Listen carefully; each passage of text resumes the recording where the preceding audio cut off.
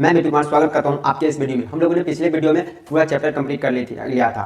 Class 10 का क्षितिज भाग 2 का काव्यखंड गद्यखंड टोटल कंप्लीट कर लिया था और दूसरा बुक सेकंड बुक कृतिका भाग 2 का उसका भी हम लोगों ने 2 चैप्टर कंप्लीट कर लिया। आज लास्ट चैप्टर है थर्ड तीसरा, वो भी आज कंप्लीट कर लेंगे। ठीक, आई होप कि आप लोगों को पिछला वीडियो अच्छे से समझ में आया होगा।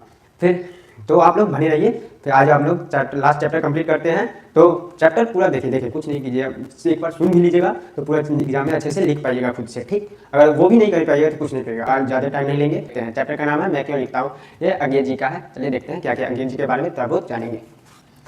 चैप्टर का नाम मैं क्यों लिखता हूँ, लेखक है सच्चिदानंद हीरानंद वात्स्यायन अज्ञेय जी। ठीक, इनका जन्म सन 1911 में उत्तर प्रदेश के देवरिया जिले के कसिया कुशीनगर इलाके में इनका जन्म हुआ था। ठीक, मृत्यु इनका 1987 ईस्वी में हो गया था।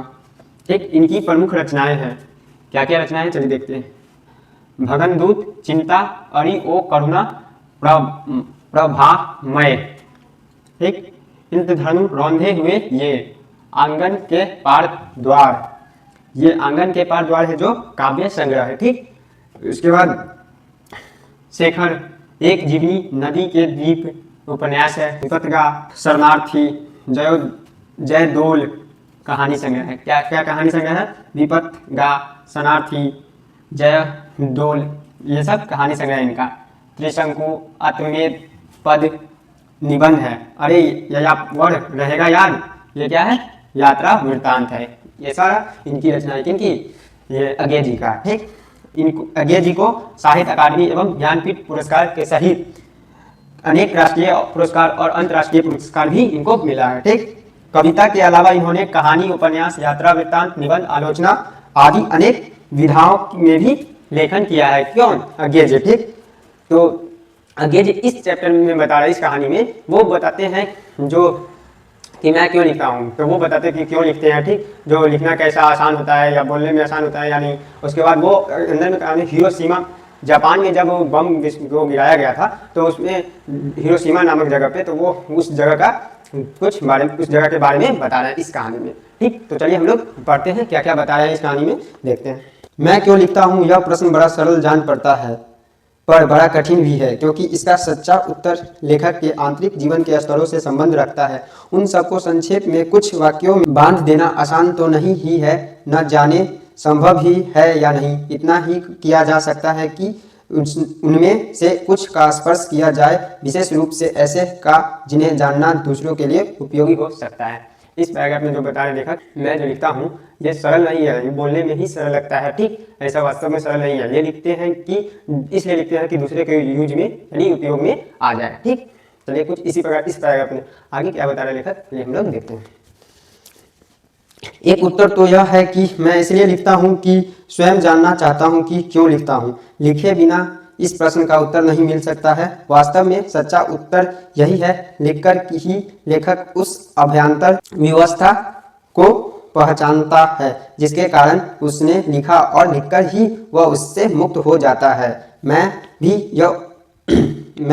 उस आंतरिक व्यवस्था से मुक्ति पाने के लिए तटस्थ होकर उसे देखने और पहचान लेने के लिए लिखता हूँ। मेरा विश्वास है कि सभी कृतिकार, क्योंकि सभी लेखक कृतिकार नहीं होते, न उनका सब लेखन ही कृति होता है। सभी कृतिकार इसलिए लिखते हैं, यह ठीक है कि कुछ ख्याति मिल जाने के बाद कुछ बाहर की व्यवस्था से भी लिखा जाता है। संपादकों के आग्रह से, प्रकाशक के तकाजे से, आर्थिक आवश्यकता से, पर एक तो कृतिकार हमेशा अपने सम्मुख ईमानदारी से यह भेद बनाया रखता है कि कौन सी कृति भीतरी प्रेरणा का फल है, कौन सा लेखन बाहरी दबाव का। दूसरे यह भी होता है कि बाहर का दबाव वास्तव में दबाव नहीं, वह मानो भीतर उन्मेष का नियमिति बन जाता है। पैराग्राफ में लेखक बताते हैं कि मैं इसलिए लिखता हूँ कि जानना चाहता हूँ कि मैं कितना, वो अपने अंदर, वो इसलिए लिखते हैं कि वो अपने अंदर को विश्वास को देखना चाहते हैं, पहचानना चाहते हैं कि क्या लिख सकते हैं। ठीक, कुछ इसी प्रकार के कारण वो लिखे और फिर उससे लिख कर ही मुक्त हो जाते हैं। ठीक है, कि वो भी लिखते हैं कि वो भी पहचानना चाहते हैं, उस चीज़ से मुक्त होना चाहते हैं। ठीक, और जो कृतिकार होते हैं वो सम्मुख ईमानदारी से भेद बनाए रखते हैं कि कौन सा कृति जो जिसका बाहरी वाला फल है और कौन सा अंदर वाला फल है। कुछ इस प्रकार वो बताते हैं, ठीक, ईमानदारी के सामने रखते हैं। दूसरा यह भी है कि जो बाहर का दबाव है वो वास्तव में दबाव नहीं होता है, वो मानो भीतर का जो प्रकाश है उसे छुपाए रखता है, ठीक, जो भीतर का प्रकाश है उसके कारण बन जाता है, ठीक। और इस तरह का ये बता आगे क्या बताने के लिए हम लोग देखते हैं। यहाँ पर कृतिकार के स्वभाव और आत्मानुशासन का महत्व बहुत होता है। कुछ ऐसे आलसी जीव होते हैं कि बिना इस बाहरी दबाव के लिख ही नहीं पाते, इसी के सहारे उसके भीतर की व्यवस्था स्पष्ट होती है। यह कुछ वैसा ही है जैसे प्रातःकाल नींद खुल जाने पर कोई छोने पर तब तक पड़ा रहे जब तक घड़ी का अलार्म न बज जाए।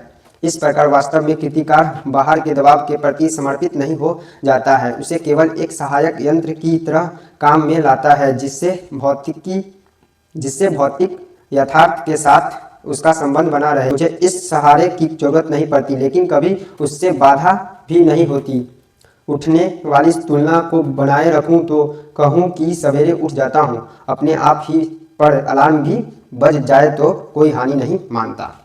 इस प्रकार में बताते हैं लेखक। यहाँ पे जो कृतिकार जो होते हैं वो उनका स्वभाव और अनुशासन वो महत्व होता है। कुछ ऐसे आलसी लोग होते हैं कि जो बिना इस बाहरी दबाव के लिख ही नहीं पाते हैं, इसी तरह उनके जो भीतर का जो व्यवस्था होती है वो स्पष्ट हो जाती है। कुछ इसी तरह जैसे कि प्रातःकाल में सोते ही रहता है, तब तक सोते रहता है जब तक घड़ी का अलार्म न बज जाए, ठीक। तो कुछ इसी प्रकार जो है कि मैं तो सुबह उठ जाता हूँ लेकिन अलार्म भी बज जाए तो कोई हानि नहीं है, कुछ इसी प्रकार इस तरह का बताया। आगे क्या होता है चलिए हम लोग देखते हैं। यह भीतरी व्यवस्था क्या होती है, इसे बखानना बड़ा कठिन है। क्या वह नहीं होती, यह बताना शायद कम कठिन होता है, या उसका उदाहरण दिया जा सकता है। कदाचित वही अधिक उपयोगी होगा। अपनी एक कविता की कुछ चर्चा करूं जिससे मेरी बात स्पष्ट हो जाएगी। फिर बताते हैं लेखक कि यह जो भीतरी व्यवस्था होती है वो उसे बताना बहुत कठिन होगा। तो हम बताते हैं कि वो उसे बखानना बहुत कठिन होगा। तो जो ये बताते हैं उसे स्पष्ट करने के लिए, उसे समझाने के लिए ये अपने एक छोटा सा कविता का चर्चा करते हैं। कौन? अज्ञे जी, इस चैप्टर में, ठीक। चलिए हम लोग देखते हैं कौन सा कविता और क्या चर्चा करते हैं। मैं विज्ञान का विद्यार्थी रहा हूँ, मेरी नियमित शिक्षा उसी विषय में हुई। अणु क्या होता है, कैसे हम रेडियम धर्मी तत्वों का अध्ययन करते हुए विज्ञान की उस सीढ़ी तक पहुँचे जहाँ अणु का वेदन संभव हुआ। रेडियन धार्मिकता के क्या प्रभाव होते हैं, इन सब का पुष्टीय या सैद्धांतिक ज्ञान तो मुझे था।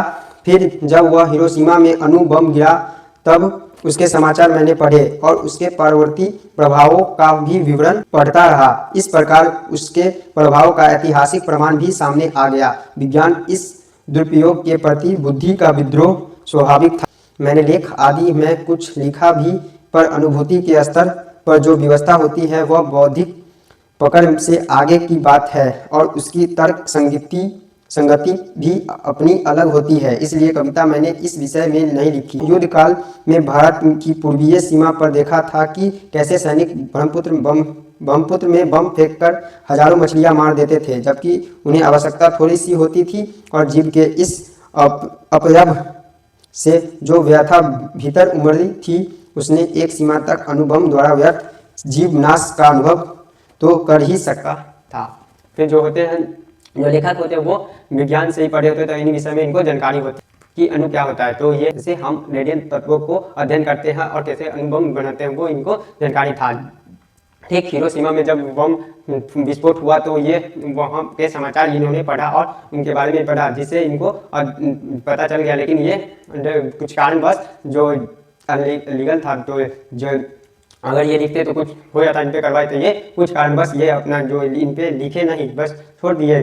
फिर क्या होता था, जो भारत के पूर्वी हिस्से में जब युद्ध के समय था जब युद्ध हो रहा था, तो ये देखते हैं ब्रह्मपुत्र नदी में जो सैनिक लोग होते हैं वो बम विस्फोट करके पूरा हजारों मछलियों को मार देते थे। ये जिसकी आवश्यकता भी नहीं होती थी, थोड़ी आवश्यकता होती थी, उसको छोड़ के वो पूरे मछलियों को मार देते थे। तो यही कुछ इस पैराग्राफ में लेखक बता रहे हैं। आगे क्या बताया चलिए हम लोग देखते हैं। जापान जाने का अवसर मिला तब हिरोशिमा भी गया और वह अस्पताल भी देखा जहां रेडियन पदार्थ से आहत लोग वर्षों से कष्ट पा रहे थे। इस प्रकार प्रत्यक्ष अनुभव भी हुआ, पर अनुभव से अनुभूति गहरी चीज है। कम से कम कृतिकार के लिए अनुभव तो घटित का होता है, पर अनुभूति संवेदना और कल्पना के सहारे उस सत्य का आत्मसात कर दे लेती है जो वास्तव में कृतिकार के साथ घटित नहीं हुआ है, के सामने नहीं आया। जो घटित के अनुभव में नहीं आया वही आत्मा के सामने ज्वलन प्रकाश में आ जाता है तब वह अनुभूति प्रत्यक्ष हो जाता है। बताते हैं लेखक जब इनको मौका मिला जापान जाने का तो वो गए, तो वो अस्पताल में गए, देखे जहाँ पे वर्षों से पीड़ित जो बम विस्फोट हुआ उसके आहत में आकर जो वर्षों से पीड़ित लोग हैं उनको ये देखे, तो ये देखे तो ये सोचते हैं कि ये प्रकार इनको प्रत्यक्ष अनुभव हुआ, लेकिन अनुभव से अनुभूति बड़ी चीज होती है। तो अनुभव कम से कम जो कृतिकार होते हैं उनको अनुभूति होता है, लेकिन अनुभूति होता है वो कल्पना और संवेदना से के सहारे बनती है। ठीक, जो इन लोगों के आंखों के सामने तो नहीं आया, लेकिन वास्तव में कृतिकार के साथ घटित नहीं हुआ, जो आंखों के सामने नहीं आया। तो हिरोशिमा में सब देखकर भी तत्काल कुछ लिखा नहीं, क्योंकि इस अनुभूति प्रत्यक्ष की कसर थी। फिर एक दिन वही सड़क पर घूमते हुए देखा कि एक जले हुए पत्थर पर एक लंबी उजली छाया है। विस्फोट के समय कोई वहां खड़ा रहा होगा और से बिखरे हुए रेडियन धर्मी पदार्थ की किरणें उसमें रुद्ध हो गई होगी, जो आसपास से आगे बढ़ गई। उन्होंने पत्थर को झुलसा दिया जो उस व्यक्ति पर अटकी, उन्होंने उससे भाप बनाकर उड़ा दिया होगा। इस प्रकार ट्रेजेडी जैसे पत्थर पर लिखी गई। फिर क्या हुआ, तब इन्होंने हिरोशिमा में देखकर भी कुछ लिखा नहीं। फिर ये आगे बढ़ते थे, एक पत्थर पे एक आदमी का उजला छाया रहता है। लगता है जब जैसे ही वो विस्फोट हुआ बम, तो जो व्यक्ति खड़ा होगा पत्थर के सामने तो उसको उड़ा दिया गया होगा, भाप बना दिया होगा। ठीक, इसी प्रकार 3HD में जो पत्थर पे, जो 3HD में वो पत्थर पे दिख रहा था वो आदमी का क्या परछाई, ठीक, हिरोशिमा में अभी भी दिखता है। अगर जाइएगा वहाँ तो वहाँ के जो बच्चे होते हैं वो कोई लांगड़ लूतर, किसी का पैर नहीं, किसी का हाथ नहीं रहता है, किसी का पैर नहीं रहता, अभी भी उसका प्रभाव अभी भी चलता है जाता है। हिरोशिमा में अगर जाइएगा तो वहाँ के बच्चे किसी का नाक कान नहीं रहेगा। ठीक है, और आगे क्या बताते चलिए हम लोग देखते हैं। तो देखा है 11:58, आज बस 2 मिनट में साल चेंज हो जाएगा, कैलेंडर बदल दिया जाएगा। तो ये कहने का मतलब है कुछ ही देर में साल बदलने वाला है। तो आप लोग सबसे पहले क्या किया होगा, अभी के लिए जो लड़का लोग है वो पढ़ने के लिए कभी भी 12 बजे तक नहीं उठेगा। हाँ, कभी भी पढ़ने के लिए 12 बजे तक नहीं उठेगा। बच्चे होंगे वो अपने पिताजी को कभी, पापा मम्मी को कभी नहीं, पहले सबसे पहले हैप्पी न्यू ईयर बोलेगा। चाहे बर्थडे होगा पापा मम्मी का या फिर कुछ भी, तो सबसे पहले पापा मम्मी को नहीं बोलेगा, सबसे पहले बोलेगा किसको, बाबू सोना को। बाबू सोना को बोला हैप्पी न्यू ईयर। अरे बुढ़वा, कम से कम तुम हैप्पी न्यू ईयर बोलना है तो क्या चीज़ को बोलेगा, अपने ड्रीम को, जो बनना चाहते हो। कोई सोचा होगा कि डॉक्टर, इंजीनियर या फिर बिजनेस करना या फिर कुछ भी करना अगर सोचा होगा ना कि कुछ भी, कि हाँ हमको ये करना है, तो उस ड्रीम को हैप्पी न्यू ईयर बोलो, उस ड्रीम को याद करो सबसे पहले। ये नहीं बाबू सोना काम नहीं देगी, तो ड्रीम साथ दे दिया, अगर वो ड्रीम कंप्लीट हो जाएगा, वो बाबू सोना जो भी तुमको छोड़ के, अगर आज जो भी हंस रहा होगा वो सब तुमको अपना टाइम निकाल के फोन करेगा कि भाई थोड़ा बात कर लेंगे, तो थोड़ा काम बन जाएगा, कुछ बन जाओगे। वो अभी कोई काम नहीं देगी। ठीक है, जो मेहनत करता है, मेहनत तुम लोग तो 0 कुछ नहीं करते हो। अगर चाहते हो कुछ बनना अच्छा तो मेहनत भी करना होगा उसी हिसाब से, जिस हिसाब से तुम लोग सोच रहे हो कि हम ये बनना है। कुछ भी बनना, कुछ भी तो सोचे होगे ना भाई, थोड़ी ना ईटा ढोने के लिए तो थोड़ी पढ़ते हो। अगर ईटा ही होना होता तो अभी से ही लग जाओ, पढ़ाई लिखाई छोड़ दो, कोई जरूरत नहीं। अगर अभी से लग जाओगे तो कुछ रुपया खाओ पियोगे, बस ऐसे करोगे, बस होगा 12 घंटा सोएगे, 12 घंटा खटोगे, उससे ज़्यादा कुछ नहीं होगा। अगर ये सब नहीं सोचते हो कि सीधे 12 घंटा सोते हो और सोचते हो कि एकदम रोज रोज में घूमेंगे, इधर से घूमेंगे, इतना पैसा उड़ाएंगे, अगर सोचते हो तो उसको करो, सोच को बड़ा रखो। ये नहीं कहते कि सोच छोटा रखो, सोच बड़ा रखो। सोच बड़ा रखोगे तो उसके सोच के हिसाब से उस टाइप से मेहनत भी करना होगा, तभी कुछ पाने के लिए कुछ होना पड़ता है। कहते हैं ना, खाने के लिए तो नींद खो, चाहे नींद खोएगा, सूतल है एकदम 12 घंटा सोए हुए हैं, कोई मतलब ही नहीं है। फोकस, जब तक फोकस गोल पे नहीं करेगा तब तक कुछ नहीं होने लगा। कहने का यही मतलब है कि आप लोग पूरा ध्यान दीजिए, पूरा इतना मेहनत कीजिए कि कुछ भी करे तो वो कंप्लीट कर ले। जैसे भी अभी एग्जाम आ रहा है, तो कोई लोग, सब लोग सोच रहा होगा कि लास्ट में देख लेंगे, लेक्चर कंप्लीट कर लेंगे, हो जाएगा। अब बताइए, आपको पूरा साल का खाना एक बार दे दिया जाएगा कि खा लीजिए, उसके बाद नहीं मिलेगा, आप खा लीजिएगा, साल भर उसके बाद ध्यान नहीं खाओगे, नहीं खाइएगा, कल होकर खाना खाइएगा। तो इसीलिए धीरे धीरे रोज खाते हैं, जैसे रोज थोड़ा थोड़ा पेट भर के खाते हैं ना, लेकिन उसी प्रकार धीरे धीरे पढ़िएगा, तभी तो एक बार में समय पर लिख पाइए एग्जाम में। कि पोथा रखिएगा तो बस वो भी दिन कट जाएगा। तो भी मेहनत धीरे धीरे करना शुरू कीजिए, जब तक शुरू नहीं कीजिएगा तब तक कुछ नहीं, एक बार में कुछ नहीं होता है, समझे। तो आप लोग सबसे पहले हैप्पी न्यू ईयर अपना ड्रीम को बोलिएगा, ठीक, उसके बाद आप लोग को भी हैप्पी न्यू ईयर। चलिए हम लोग आगे बढ़ते हैं। हम लोग क्या पढ़ रहे थे, छाया को देखकर जैसे एक थप्पड़ सा लगा, आवक इतिहास जैसे भीतर कहीं सहसा एक जलते हुए सूर्य सा उग आया और डूब गया। मैं कहूं कि उस क्षण में अणुविस्फोट मेरे अनुभूति प्रत्यक्ष में आ गया। एक अर्थ में मैं स्वयं हिरोशिमा के विस्फोट का भोक्ता बन गया। फिर जो लेखक बताते हैं कि जब बम वो विस्फोट हुआ तो मानो कि एक सूर्य का गोला पृथ्वी पे आ टकरा गया और उगा हो, सूर्य उगा हो और डूब गया हो झट में। ठीक, कुछ प्रकार ये लेखक बताते हैं कि मानिए तो हम भी उस जो बम के जो चपेट में आ चुके हैं, कुछ इसी प्रकार, इस तरह का बताते हैं। आगे क्या बताते चलो हम लोग। इसी में से वह व्यवस्था जागी, भीतर की अनुकूलता बुद्धि के क्षेत्र से बढ़कर संवेदना के क्षेत्र में आ गई। फिर धीरे धीरे मैं उससे अपने को अलग कर सका और अचानक एक दिन मैंने हिरोशिमा पर कविता लिखी। जापान में नहीं, भारत लौटकर रेलगाड़ी में बैठे बैठे यह कविता अच्छी या बुरी इससे मुझे मतलब नहीं, मेरे निकट वह, क्योंकि वह अनुभूति प्रस्तुत है, यही मेरे निकट महत्व की बात है। फिर इन्होंने धीरे धीरे उनके बारे में सोचने लगा। फिर कुछ दिनों के बाद इन्होंने जब जापान में तो नहीं लिखे, जापान से आके वापस जो भारत लौट रहे थे तो रेलगाड़ी में बैठकर इन्होंने इस कविता का लिखा। और वो बोलते हैं कि इससे मुझे कोई मतलब नहीं है कि लोग क्या समझे, ठीक, ये अपना लिख दिए। ये इनको अनुभूति ही सबसे बड़ी महत्व देता है, कि महत्व की बात है। कुछ इसी प्रकार कहानी हुआ खत्म। एक सारांश में बताते हैं कि कहानी में क्या है, कि जो वो मैं क्यों लिखता हूँ। ये बोलना बहुत आसान है लेकिन करना बहुत कठिन है, क्योंकि ये लेखक के जीवन स्तर से जुड़ा हुआ है। ये मैं क्यों लिखता हूँ ये कविता, ठीक। और वो बोलते हैं, मैं ये वो बताते हैं कारण, कि एक यही कारण है कि मैं इसलिए लिखता हूँ कि मैं जानना चाहता हूँ स्वयं को कि सच बात यह है कि जो लेखक लिखकर ही वो अपना सच में व्यवस्था को पहचानते हैं, ठीक। वो लिखे और लिखकर ही उसमें मुक्त हो जाते हैं, ठीक। और वो उनको विश्वास होता है कि सभी कृतिकार लेखक नहीं होते, सब लेखन ही उनका कृति होता है, ठीक। कृतिकार हमेशा सम्मुखदारी से भेद बनाए रखता है, क्योंकि किसी कृति का बाहरी प्रेरणा से फल मिलता है और कौन सी अंदर की प्रेरणा से फल मिलता है। कारण यह भी है कि जो बाहरी का जो दबाव होता है वो सचमुच का बाहर का दबाव नहीं होता, वो का शंका होता है। क्योंकि जो ये बताते हैं लेखक कि जब प्रातः काल में कोई व्यक्ति तब तक सोया रहता है जब तक अलार्म नहीं बज जाता है, लेखक कि मैं तो अपने आप ही उठ जाता हूँ, लेकिन अलार्म भी बज जाए तो कोई हानि नहीं है। और बताते हैं कि जो भीतरी व्यवस्था क्या होती है यह बताना बहुत कठिन है, क्या उसका उदाहरण दिया जा सकता है। कदाचित ये बताते हैं, अपने एक छोटा कविता में चर्चा करते हैं, बताते हैं, उससे स्पष्ट हो जाएगा। ये बताते हैं, ये बोलते हैं कि जो मैं हूँ विज्ञान से ही हूँ, जो अणु क्या होता है और कैसे रेडियन के तत्वों का अध्ययन करते हैं हम लोग, जिससे विज्ञान की उस सीढ़ी तक पहुँचे जैसे अणु का भेदन होता है। तो जब जापान में जापान के हिरोशिमा में जब बम का विस्फोट हुआ, उससे बहुत लोग मारे गए, जिसके कारण अभी भी लोग वहाँ के लांगड़ लूंगा और किसी का कुछ न कुछ अंग या पार्ट अभी भी डैमेज ही रहता है, अभी भी डैमेज रहता है। और वहाँ पे अगर जाइएगा, जिस जगह हिरोशिमा में जब बम गिरा वहाँ पे अभी भी लोगों का छाया और प्रतिमा है, दिखता है उस जगह पे, ठीक। तो बताते लेखक जो ये लिख नहीं पाते हैं, क्यों नहीं लिख पाते हैं, क्योंकि वो अति होता है, इन लोग को बात बढ़ेगा तो इन लोग इन पे कटवार हो सकता है, या फिर बहुत सारे कारण होते हैं जिसके कारण जिन्होंने लिखा नहीं, ठीक। और बताते हैं कि जब भारत के पूर्वी हिस्से में जब युद्ध का समय था तो जो सैनिक होते हैं वो ब्रह्मपुत्र नदी में बम को फेंक के और हजारों मछलियों को मार देते थे, जिसका ये लोग कुछ नहीं होता, जिसकी आवश्यकता कम होती थी, लेकिन इन लोगों ने पूरा बम से नदियाँ साफ कर देते थे।